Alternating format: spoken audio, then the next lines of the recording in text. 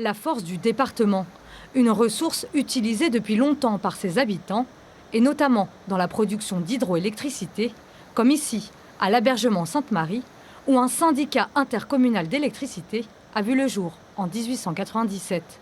Le Ciel alimente désormais 6000 foyers, plus de 250 entreprises, dans 10 communes environnantes, grâce à ces turbines.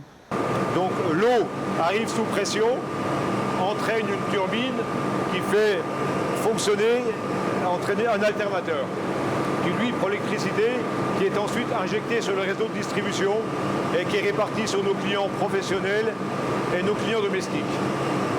L'eau donc, mais aussi le soleil, puisque le Ciel a installé un parc photovoltaïque partout sur le territoire qui lui a permis de développer depuis 2014 des bornes de recharge pour voitures électriques. Frédéric part d'ailleurs sur le terrain en réparer une. Là, je viens de recevoir un intitulé sur ma tablette parce que j'ai une intervention à faire sur une des communes.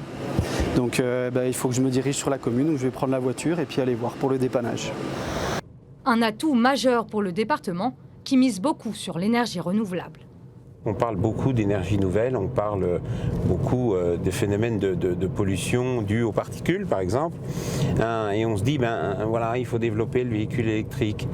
Alors avant de parler du développement du véhicule électrique, moi je tiens à venir voir un peu ce qui se fait, voir comment ça fonctionne, voir où sont installées les bornes, qui peut s'en servir, comment on peut s'en servir, quelle autonomie on peut avoir sur les véhicules. Voilà un petit peu la démarche que je souhaite entreprendre. À Fourcatier-Maisonneuve, on retrouve justement Frédéric en plein travail sur l'une des 10 bornes existantes. Comment ça fonctionne ? Qu'on sache un petit peu comment ça fonctionne. Tout cela. Là, en l'occurrence, vous avez une carte qui est libérée par le Ciel dans chaque commune, gratuitement. Et vous venez ici scanner le petit pad. Après, vous faites l'ouverture de la porte. Vous venez charger votre petite voiture électrique avec des prises universelles aujourd'hui, parce qu'avant on avait des soucis de prise, mais maintenant tout fonctionne à merveille avec chaque type de prise. Donc vous pouvez venir avec n'importe quel véhicule électrique, vous pouvez le charger dessus.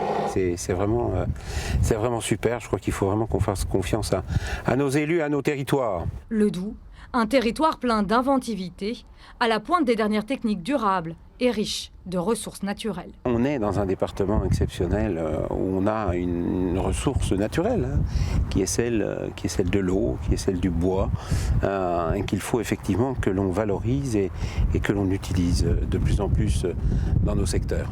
Associé modernité et ruralité, Jean-François Longeau, installé dans le Doubs depuis 1981, en fait sa priorité. Le sénateur centriste élu en 2014 plaidera dans ce sens le 19 mars prochain dans le cadre de la loi d'orientation des mobilités.